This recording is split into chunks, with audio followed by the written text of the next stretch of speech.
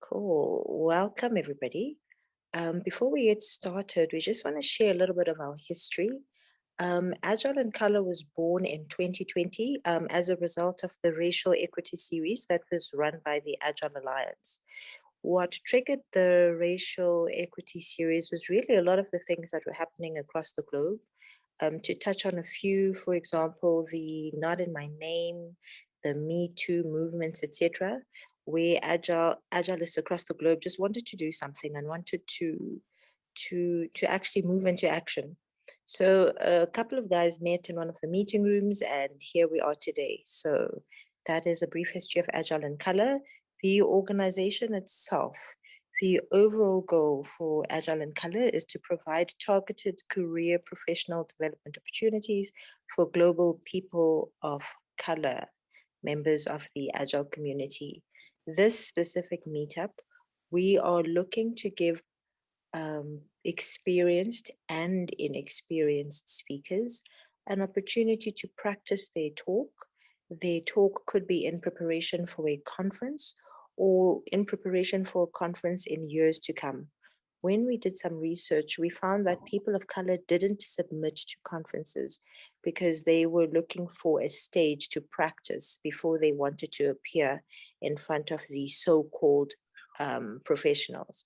So this is what we're hoping to do. We're also hoping to provide the attendees the opportunity to provide feedback. So structured and constructive feedback to the speakers. What's in it for the attendees is they also get a view of the points that conference evaluators look for when people submit a talk. Back to Agile in Color, the mission for the group is to create spaces and spotlight global people of color coaches, trainers, thought leaders in the Agile community. We also hope to inspire the next generation because we want to lift as we rise. Matt, shall we quickly just review the agenda and get aligned with regards to the roles and responsibilities for this evening? Because like we said, the attendees, we are hoping that you will give our speakers feedback as well. So Matt, just break it down. What are the roles and the responsibilities for both speakers and attendees? Yeah, so there's really three key roles to know about tonight. There's first the speakers. They're the folks who are basically going to be doing most of the talking tonight, and those two people tonight are James Evans and Anjali Leon. And then there's the audience, and that's most of you here. And this is the people who are going to be doing most of the listening. And it's not just listening, but actually active listening.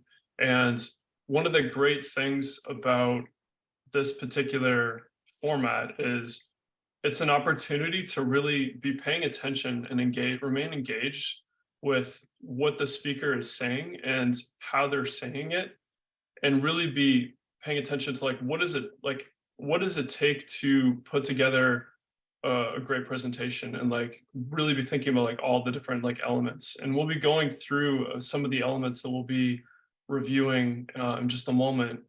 But this is really, it's not just an act of listening, but really paying attention to a few different aspects of giving a presentation, and helping the speaker out and doing it in support of them. One, in terms of well, actually, then the final role to really focus on for now is the Agile in Color team.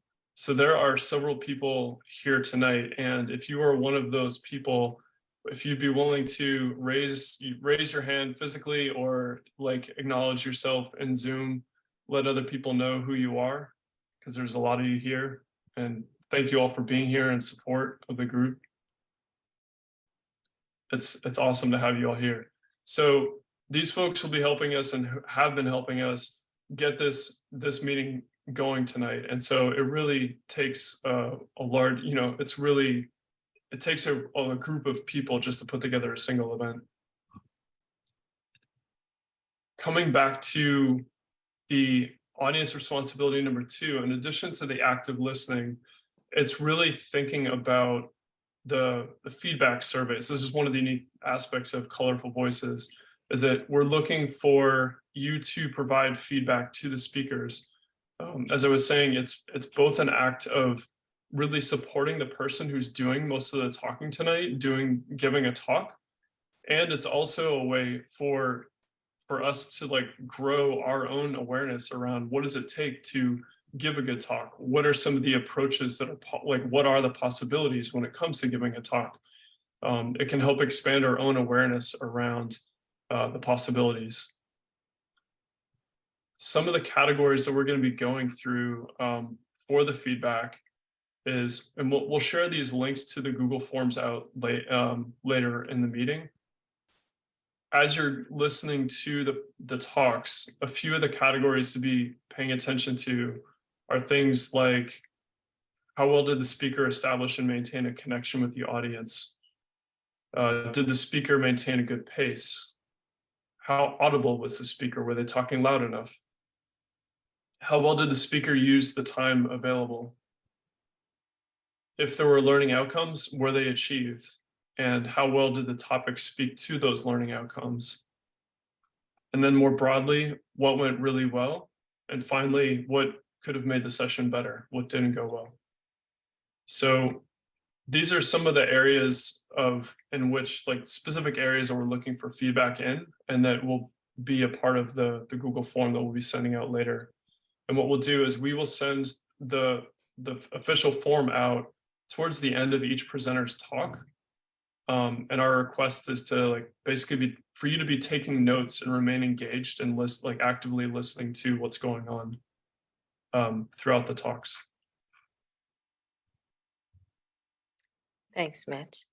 And then without further ado, ladies and gentlemen, let's get to the point of what we're here for. I'd like to introduce you to my friend, my fellow owl, and my coach, actually. Her name is Anjali. I bet you didn't know she was my coach. Well, Anjali, yep, you are. She has 2 decades of technical experience. We said we want to profile people of color and their coaching businesses as well. So she runs a consulting practice called PPL Coaching. So she specializes in product, people, and personal leadership. And without further ado, Anjali, the floor is yours. Welcome. Awesome. Thank you. Thank you, Nono, and thank you, Matt, and the entire Agile in Color team for inviting me to speak today. I think your mission and initiative is so inspiring, and I'm glad to be able to contribute and to get the valuable gift of your feedback at the end of today's session.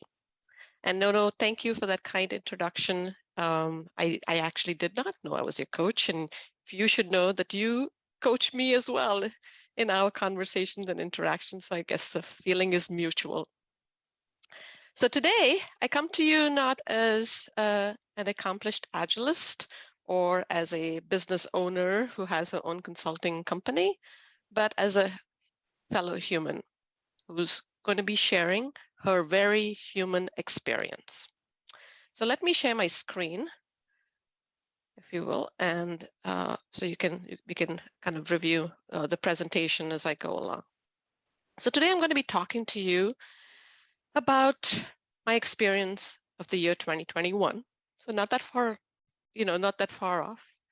I experienced that year several months of very unfamiliar feelings: anxiety, worry, cynicism, depression, low motivation, and a complete lack of resourcefulness.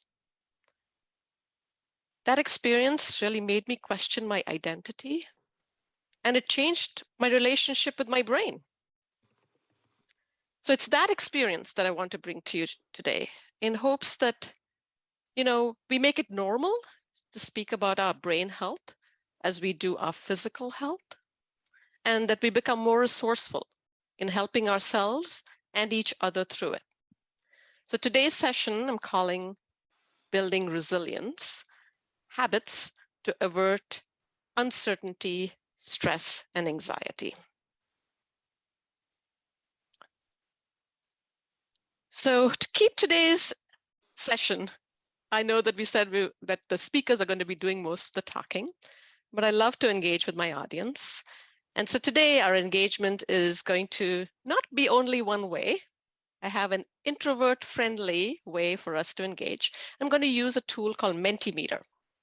So if you will, use your phone or a browser to connect to menti.com. You can go to menti.com and use the code that you can see on the screen, or you can use the QR code. And I'm also going to put a link to this in the chat. And so you can use your choice of ways to connect. So if you've made your way there, I'm going to start with our first little interaction. And it's a poll. What impact did the last 2.5 years have on your level of anxiety? Did it increase your anxiety? Did it decrease your anxiety? Or was it the same? So let's see what's coming up here with this group. If you're having difficulty connecting to Menti, just let me know.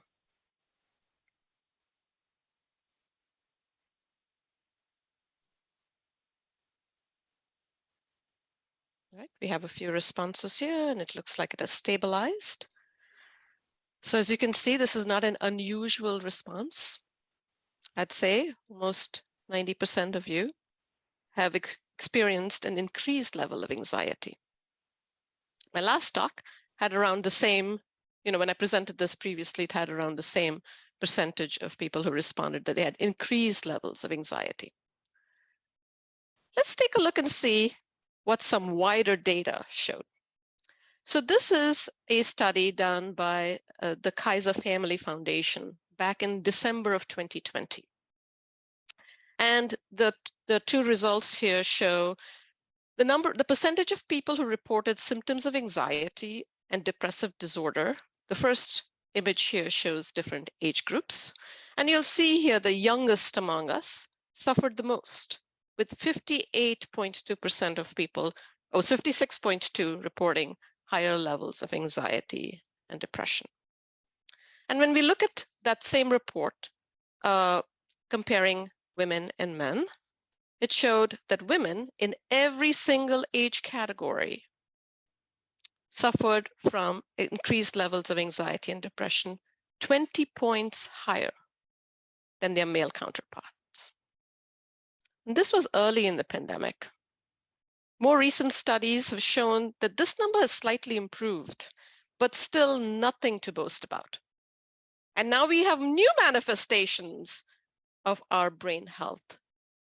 I deduce that languishing, quiet quitting, great reclamation, great reshuffle, burnout, all of those things are just other responses to the same thing, increased levels of stress and anxiety. And being a woman and being a mom of a young person, this data was incredibly troublesome for me. And I am part of the statistic. I know the debilitating impact this can have on the business outcomes that we are all trying to create in our organizations. So many of us are Scrum Masters, coaches, and the like. This is what we're striving towards, right? Better business outcomes. But you cannot pour from an empty cup. And every one of us is prone to having our cup empty. So if we want thriving organizations, we must focus on our well-being first.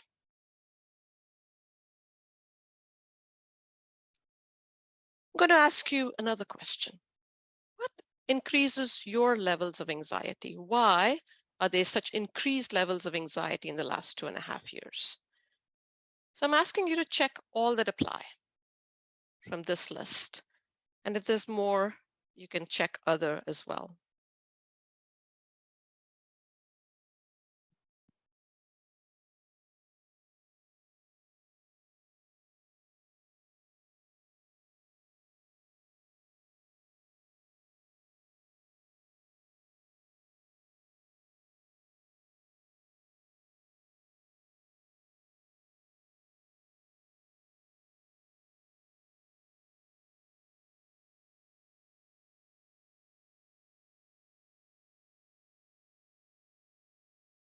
the same link in Menti, and you can keep that open. And in fact, you can view all of the slides through Menti as we go along and engage with every one of the slides. I'm seeing several responses coming in. And you'll see a lot of the triggers for anxiety impact all of you as well. For this particular group, it seems like increase in uncertainty and unpredictability and disruption and loss of stability are the highest factors. We have somebody represented in every one of these categories. I'm curious of the other, if you'd be willing to share in the chat, what are some other things that increased your levels of anxiety?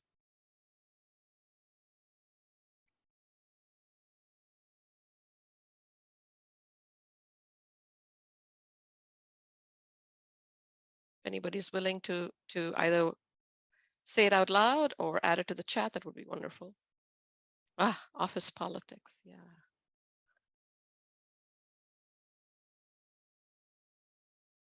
And maybe for some others, it's, all of the crazy things that are happening in our world today, with all of the climate disasters, with political unrest, fear of getting sick around other people. Yeah, there's anxiety around the impacts of COVID as well.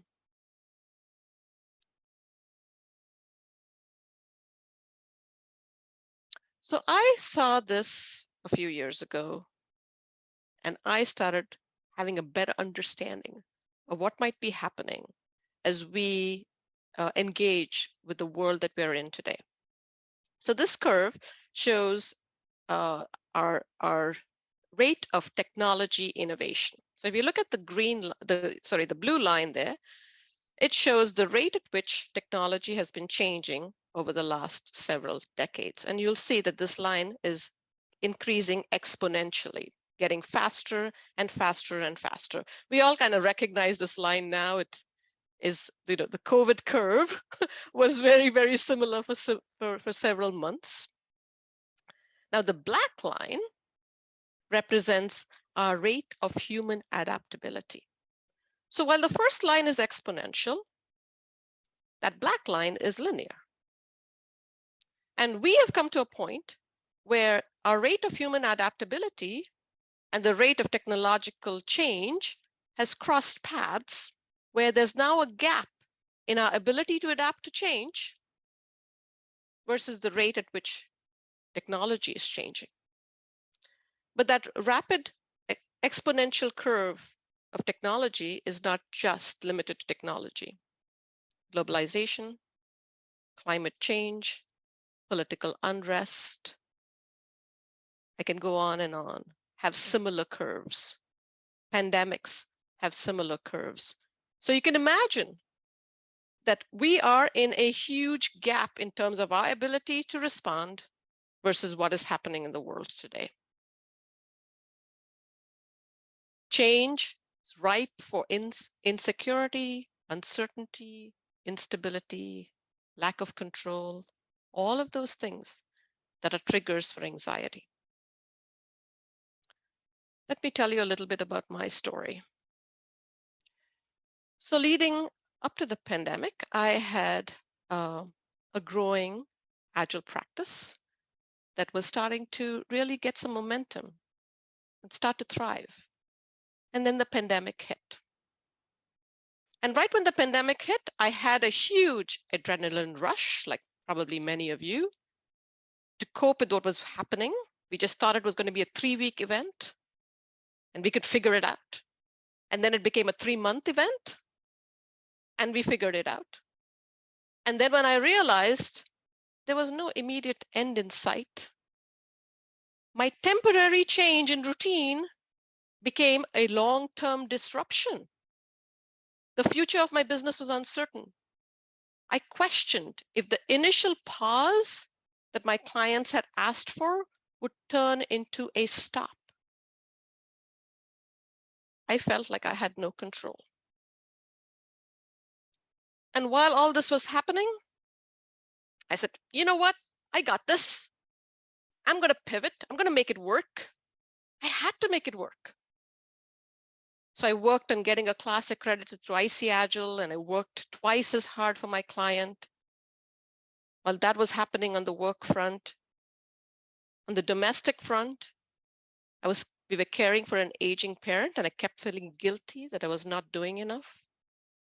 Our daughter was laid off after 3 months in her first job and had to move back in with us. And on top of everything, we were moving to new accommodations. Need I say more? If anybody has moved, you know what that feels like. So you can imagine in my world, the change that was happening and my ability to adapt. That gap was getting pretty wide. It had become my stark reality. And my initial feelings of, I'm just feeling a little bit blue, a foggy mind, made its way to overwhelm. Even the smallest things became a monumental task. I was having a hard time sleeping through the night, and in the daytime, I was exhausted. I was getting increasingly anxious that I couldn't keep up, was not doing enough, was not doing it well enough, was not doing it fast enough. And since I was not getting the results that I was used to getting, my anxiety rose. And my motivation started waning. If you look at my profile, you'll see I'm a person who says who my mission is to awaken possibilities in others. Well, I couldn't see possibility for myself. And I started getting very cynical, unresourceful, helpless. It felt like I was going down a downward spiral with no way to land. I later learned that what I was experiencing was symptoms of burnout. So today, I'm going to share with you what I learned that helped me reverse the direction of that spiral and restore my spark. We're going to talk about what is anxiety, our brain's response, a neuroscience explanation from my experience, and some resilience habits, practices that I adopted to restore and keep my spark. And I suspect that some of you on this call today will find value in them too. So let's go. What is anxiety? You know, our human system is amazing. We have natural responses to everything. And anxiety starts out as just a natural response to a threat or a challenge. It gives us that, our body gives us that extra boost of energy to be able to cope with it. It floods our system with some chemicals like epinephrine, norepinephrine, adrenaline, cortisol. But when that natural response goes wild, what we have is anxiety. So let's see what's happening in our brain. So when I was trying to understand what was going on for me, I came across this work by a woman by the name of Drew Quach, and her book is called Calm Clarity. And she talks about different brain patterns that we experience, all of us humans.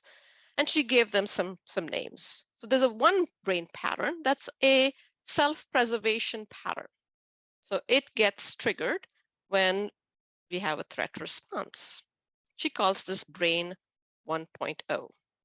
So the kinds of things that trigger brain 1.0 is disruption, or uncertainty, or loss of control. And when this happens, our brain starts to send signals like, ooh, we foresee a negative future. It's risky. This situation looks very doubtful. Danger, danger, danger. It's a low trust situation. And so our body's response is freeze, fight, or flight. You probably are all familiar with this kind of response. And some of us know that it's triggered. Triggers our amygdala. The amygdala part of our brain lights up when we have this kind of a situation. So again, a natural response from our bodies in order to be able to respond to a threat. There's another pattern in our brain. It's that of reward and acquisition. She calls this brain 2.0. This pattern gets triggered when the situation is a high-stakes situation, full of possibility, but there's a lot at stake here. When we're focused on a specific outcome, we want to get to that goal. We want greater autonomy and control over our lives. Well, that triggers this brain 2.0 response. And so the signals going on are like, oh, we see a positive future full of possibility. There's hope, trust, confidence. This is the whole goal here is achievement and praise. And then there's a third brain pattern that she calls brain 3.0. And this brain 3.0 goal is mastery and well-being. And it kind of keeps brain 1.0 and 2.0 in balance, allows for brain 1.0 and brain 2.0 to be stimulated at the right opportunity, the right time. So what happens if this brain 3.0 pattern is weak? And we allow for brain 1.0 to get hijacked. It leads to certain things happening in our system. We start to take on the victim persona. We start drifting with no goals or particular direction in mind. We become hypervigilant. Everything is a threat. Become cynical and depressed. But it's not just a hijack of brain 1.0 that can lead to some negative outcomes. A hijack of brain 2.0 can also lead to negative outcomes. So here, we want instant relief or control, instant gratification. You constantly have a quest for achieving more, more, more. And in that, we lose sight of our own needs and we lose sight of the bigger picture. I don't know if some of this is resonating with those of us who are high achievers. This also results in growing resentment, restlessness, impatience to get to the results. Now, when brain 1.0 or brain 2.0 are hijacked, and they stay in that state for prolonged periods of time, with brain 1.0, high prolonged stress, brain 2.0, you're in this very focused state and you lose hope or purpose, it leads to burnout. And here are some of the symptoms of burnout that I experienced. And in my understanding of this whole effect, realized that these are some common symptoms: increased negativity and cynicism, self-doubt, loss of confidence, low motivation, low self-esteem, lack of sense of accomplishment, lack of resourcefulness and discernment. There's an incredible sense of exhaustion. You feel so exhausted, it's like you're bone tired, your soul tired, your heart tired.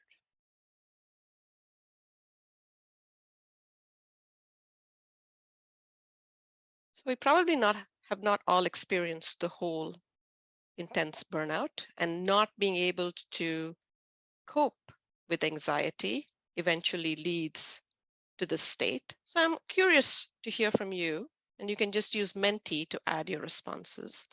What is your go-to strategy for coping with anxiety?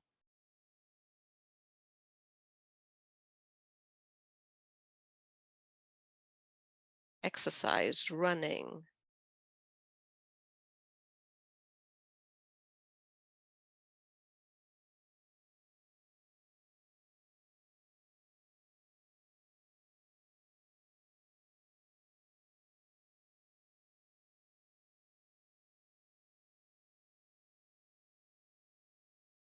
Beautiful.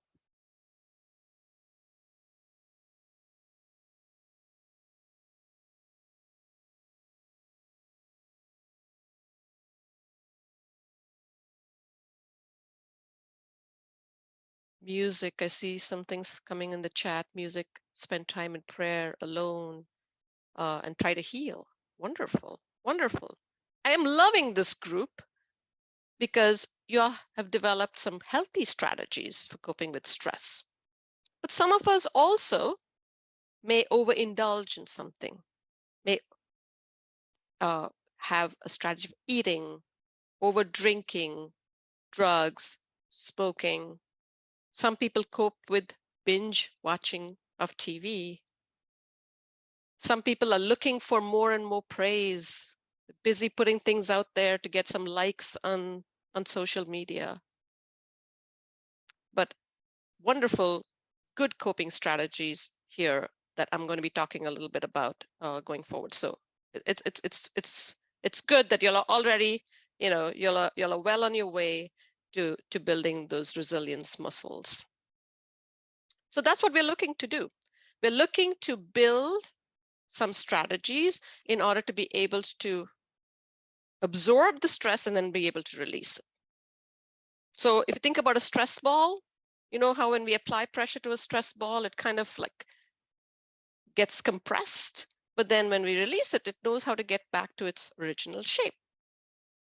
So how do we develop strategies in order to be able to get back to our original shape, maybe even better once we have experienced some stress? And that the building of that capability and capacity is what we call resilience. So resilience is the capacity to recover quickly from stress and difficult situations. And it's just a muscle. And we know muscles can be strengthened and built. And when we have this muscle as a strong muscle, we are able to respond with grace. We can offer a sage-like response instead of a knee-jerk reaction. So really what we're doing is building that brain 3.0, our brain patterns of mastery and well-being, so that we can nicely stabilize brain 1.0 and brain 2.0. So here's the strategy for building resilience. So I have a 3-step strategy. One is recognize. So just like we have any other kind of illness, we first need to diagnose it. We need to recognize that we have the symptoms of it. What does that feel like? Where does it hurt? So recognize. The second one is recover. So again, just like any injury or illness, the first thing is to just get better. And number 3 is restore. Now you want to be able to build up your strength to go about to continue and to not get sick again. So these 3 stages are called build awareness, activate calm, and grow sage. And so here are some things that you can do right away in order to in each of these categories. So the first thing is in building awareness is just start to recognize, when are you in brain pattern 1? When are you in brain pattern 2? When are you in brain pattern 3? So maybe on a regular basis, maintain a log, like maybe at the end of the day, maintain a log of like, was I in brain 1 today? And what was I thinking when I was in brain 1? How did I feel? What were the emotions that I felt when I was in that brain pattern? And one way for us to be able to really be articulate about our emotions is the emotion wheel. And I have a link to it later on in the resources. And it allows us to have a broader language to talk about our emotions. And then capture, so what do I want? I'm feeling this way. What do I really want? And just log it with no judgment at all. And you start seeing the patterns. What are the dominant patterns that are happening for you? Here's some strategies to activate calm.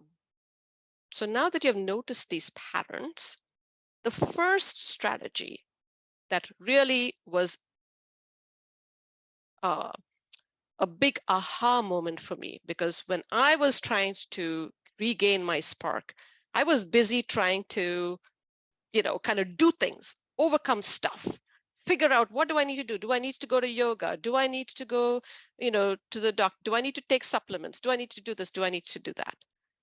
And what I realized is the first thing that I needed to do was to just listen to myself and have empathy and kindness for myself. So that log that you created is not to be harsh on yourself and figure out when can I get out of this, hijacked pattern, but to just say, I'm feeling sad today. What do I want? I want to feel better with an ice cream. Well, fine. Give yourself the ice cream. Or I am exhausted today. What do you want? I just want to sleep. Well, go take a nap. So that first step is just listening to yourself, acknowledging it, and caring for yourself. Another strategy is to stimulate our parasympathetic nervous system. So this is our rest and digest system that's just natural in our bodies. And when this system is stimulated, it kind of relaxes all of our organs. We are able to actually trigger this parasympathetic nervous system through just our breathing.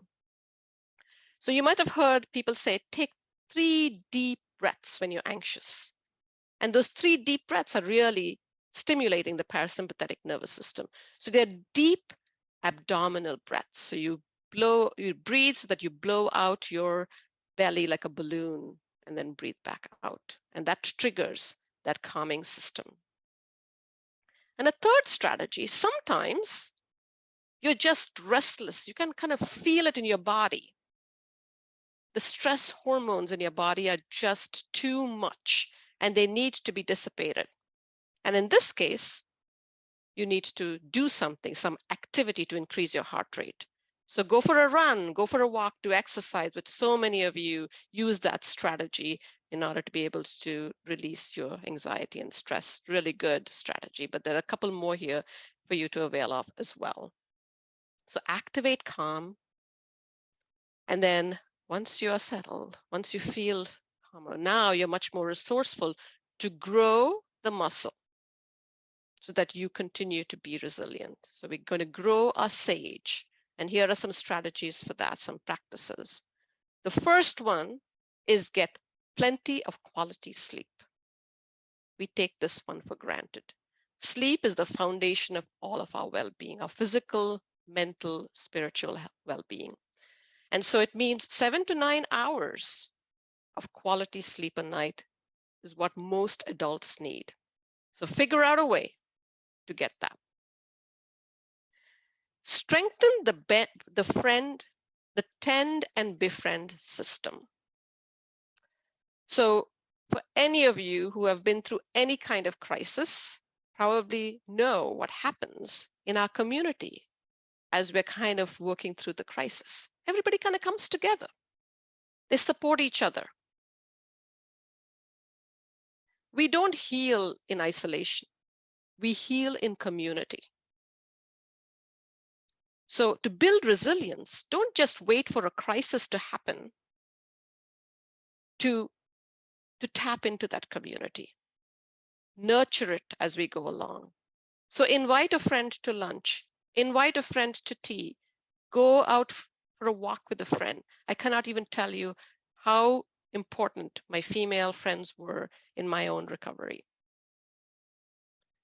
Give each other a hug.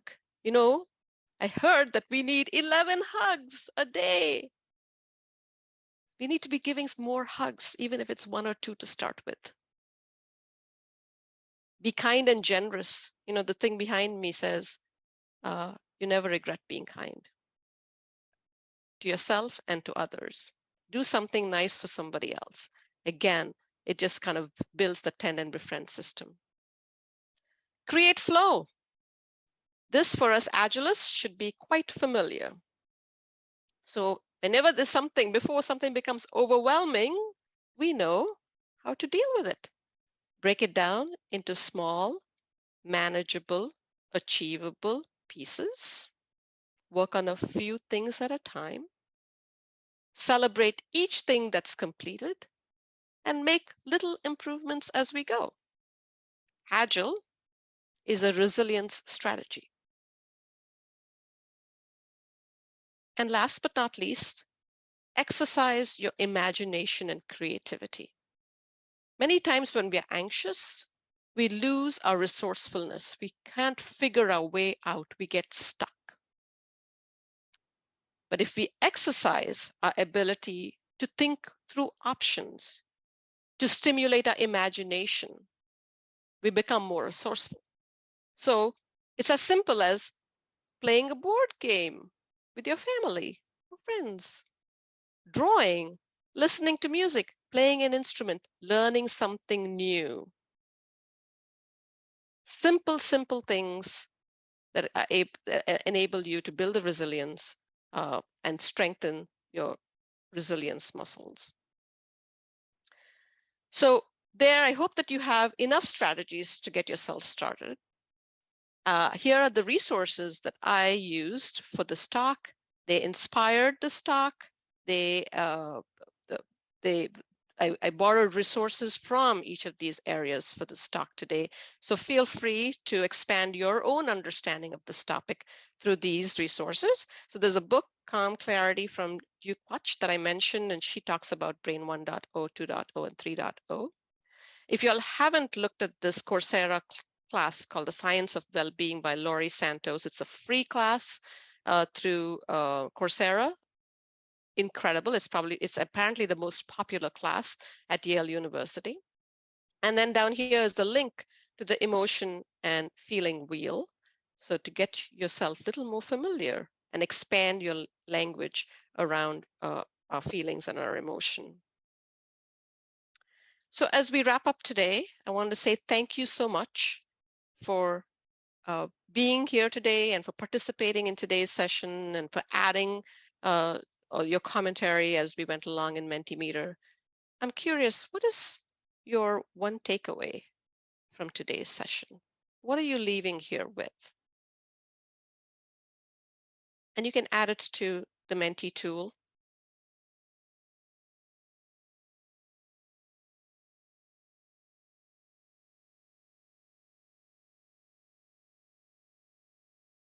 What are you leaving here with?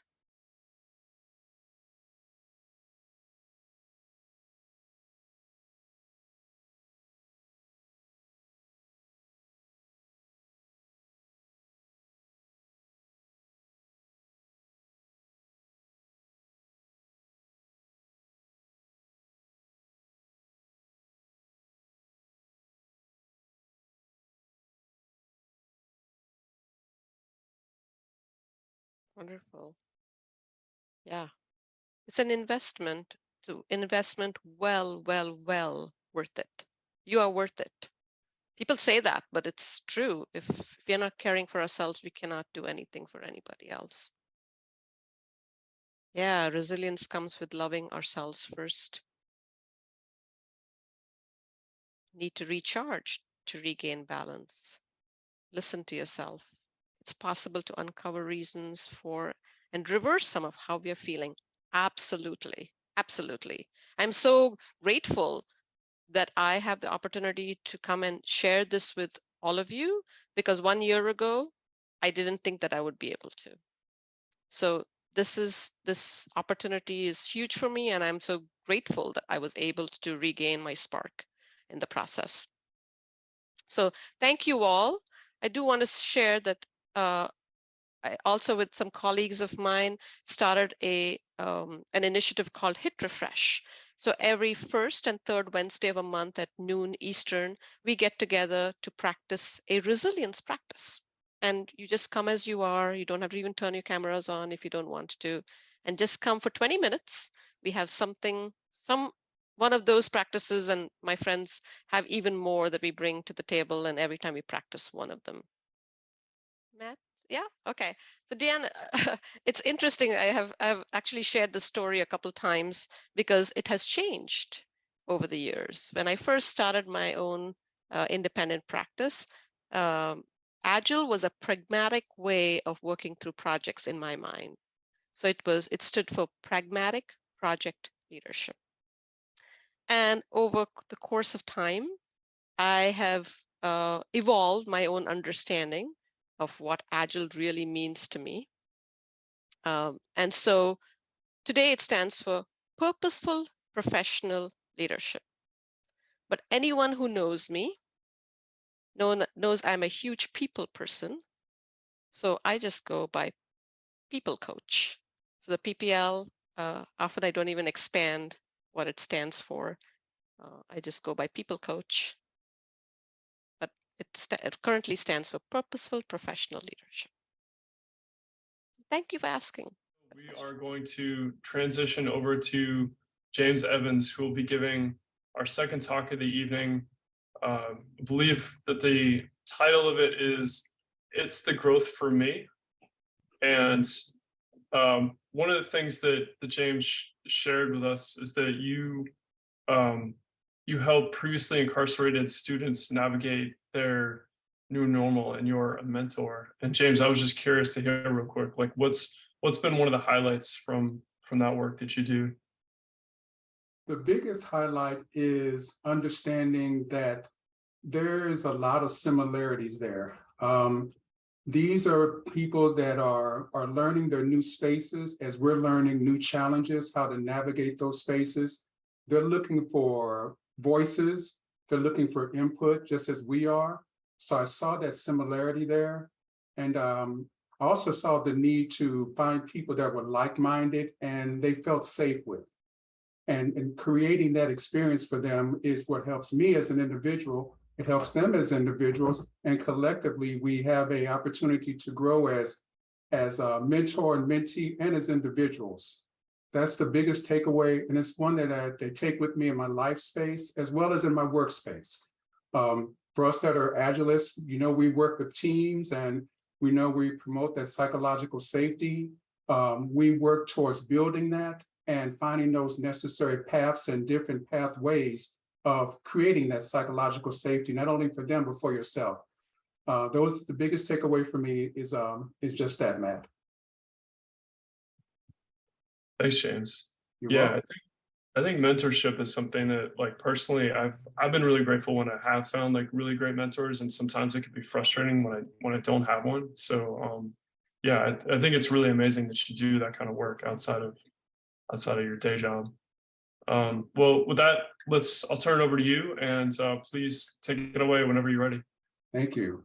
And it's funny that mentoring became my call, but as to know me as an individual, and as I look back through my own journey, I see that's a part of my natural DNA.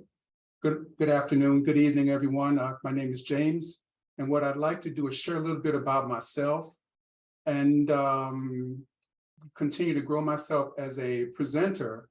And I'm hoping with your help, I'll get your input.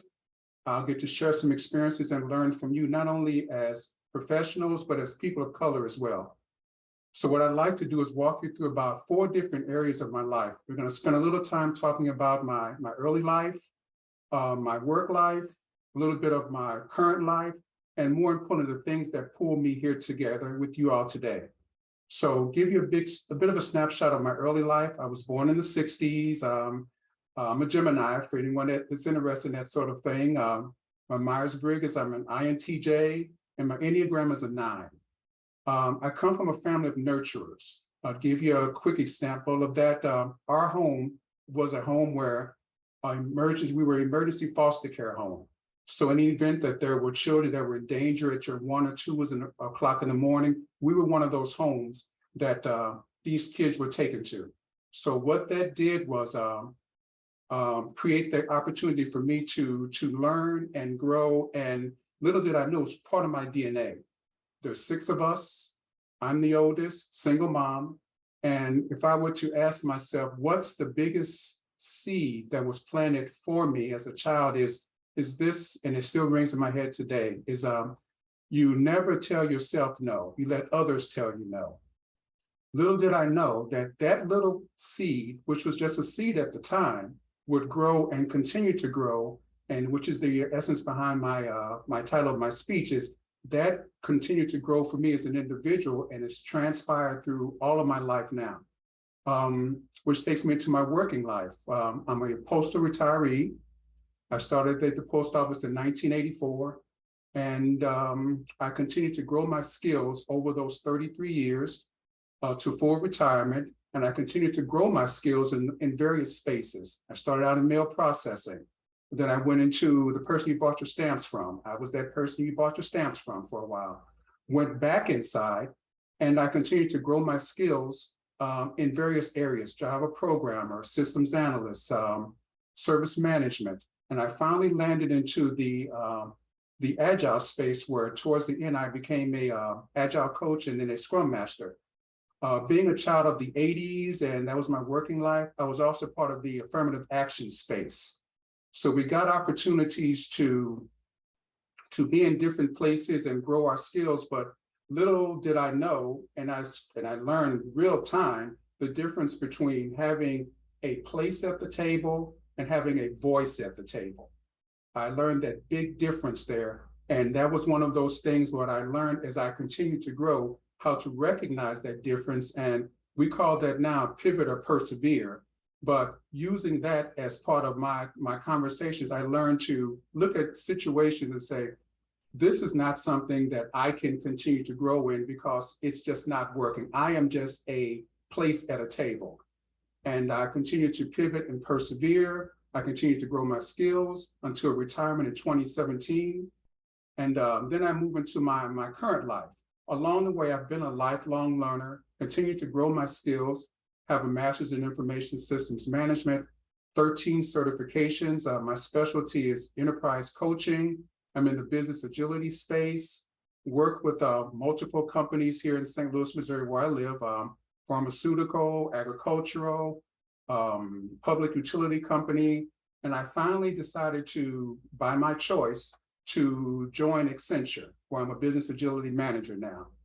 And the reason I joined Accenture is because I could look in their space, and I did my due diligence to see people that look like me in those places that matter, where there's places of voice. When I say matter, the leaders that actually make decisions.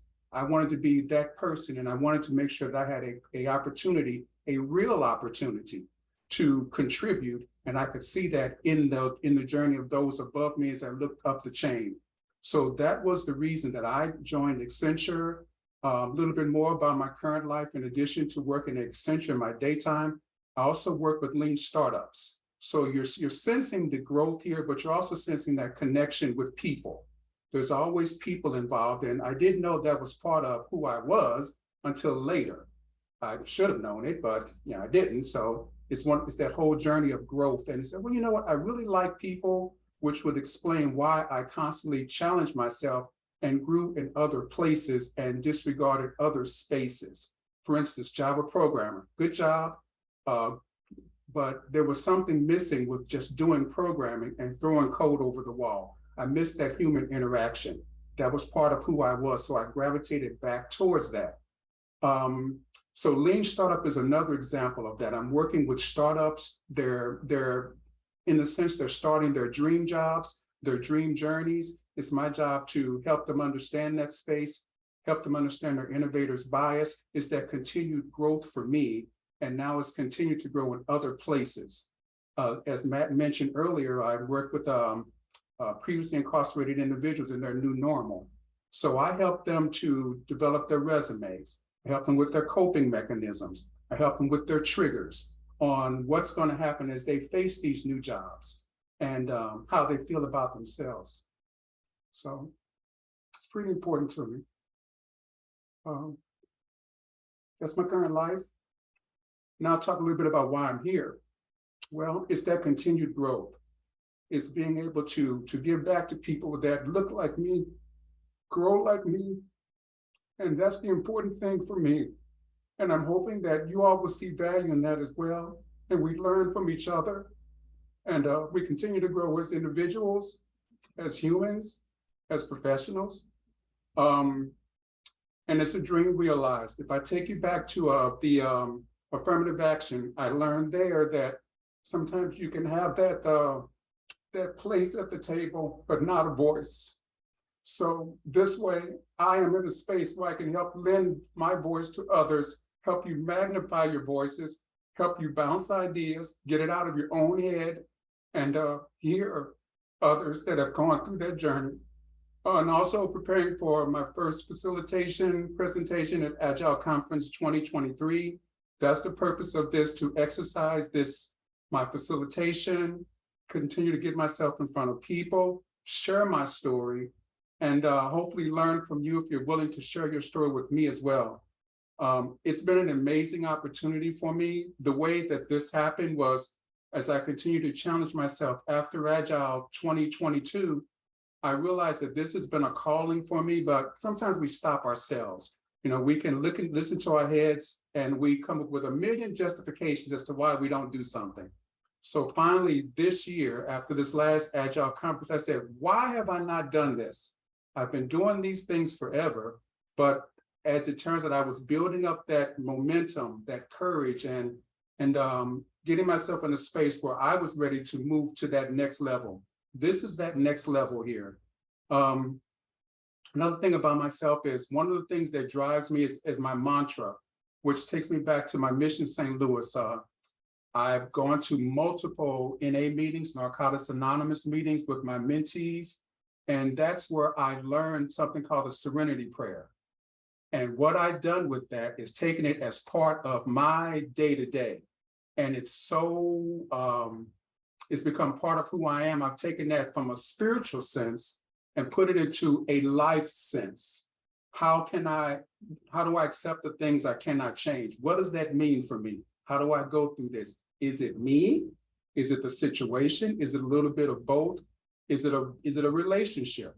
And do I have the courage to change those things? Whether it's a work situation, whether it's a team situation, where it's a relationship situation, where it's a kid situation. Do I have the courage to make these changes? And more importantly, do I have the wisdom to know the difference? And the wisdom for me is learning myself. And that's one thing I would encourage each one of us to do, is take that moment to learn ourselves. As we move into these spaces where we're interacting with people and places, teams, I think it's important that we learn who we are as individuals. Whether that's wonderful coaches such as Anjali, where you can bounce ideas off of others, get it out of your own head. And sometimes when we start thinking about that job that's not working, that position that we're not getting, that promotion we're not getting, sometimes we have to take a step back and say, wait a minute, how much of this is the situation? How much of it is me? And I think it's important that we learn ourselves as individuals before we can move ourselves forward to others. I would encourage each one of you to continue to learn yourself as individuals and get things in front of others that you trust, mentors, situations such as these where you can be in a safe space where you can learn yourself, apply yourself, and continue to grow as individuals and give back. I'm a little biased in that because it's part of who I am, but I think it's so important, especially as people of color, to give these things back, because as I've experienced, as I know, that there is sometimes there's a different path that's part of our journey as people of color. I want us to make sure we have those opportunities to get those things out of our head and make sure that it's not all the situation or it's not all me. How do I navigate this? And how do I have the serenity to accept these things and move forward into another direction, which may be another position, another job, another relationship. Presentations is part of that for me to have that voice out there. And that's me in a nutshell, everyone. I'm looking forward to your feedback. I love to grow from your knowledge, and I'm hoping this will not be the last opportunity that we have together. And that's all I have for right now. I've got 8 minutes. I've got a handy dandy timer sitting right there looking at me. So if we have any questions for me, I'm still within my time box. I'd be happy to answer any.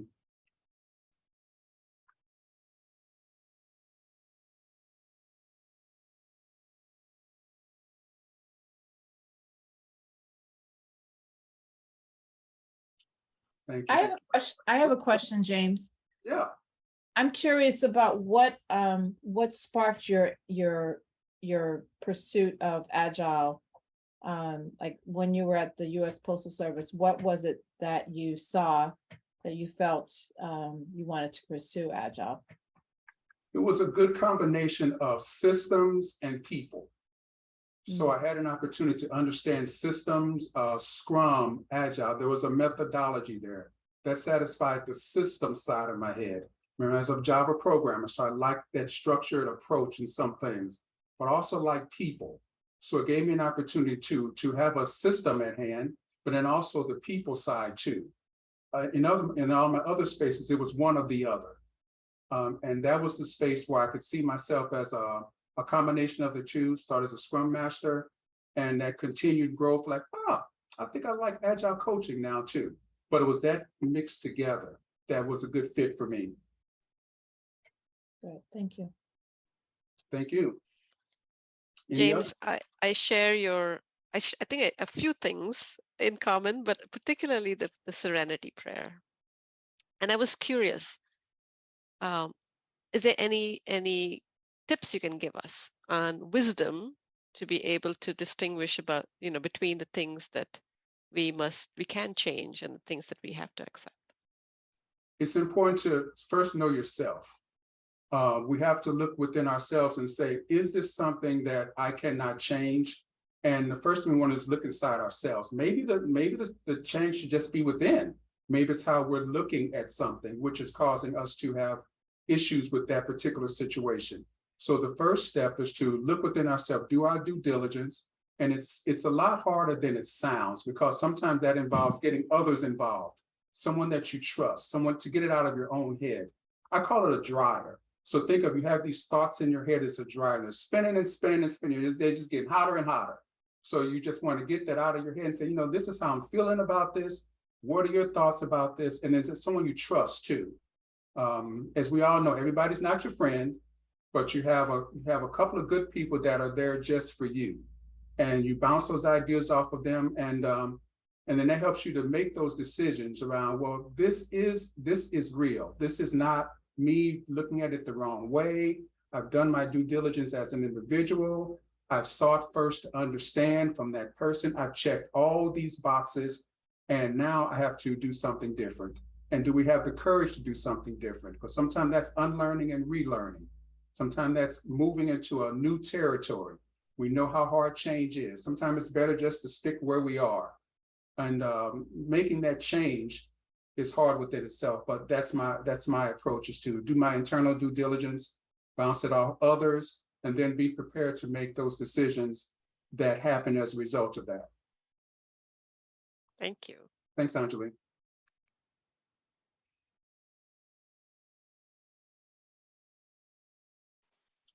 James, I'd like to know, when you made some pretty significant leaps, which is very inspiring for me. You went from the post office to coding to coaching, and then to business agility at Accenture.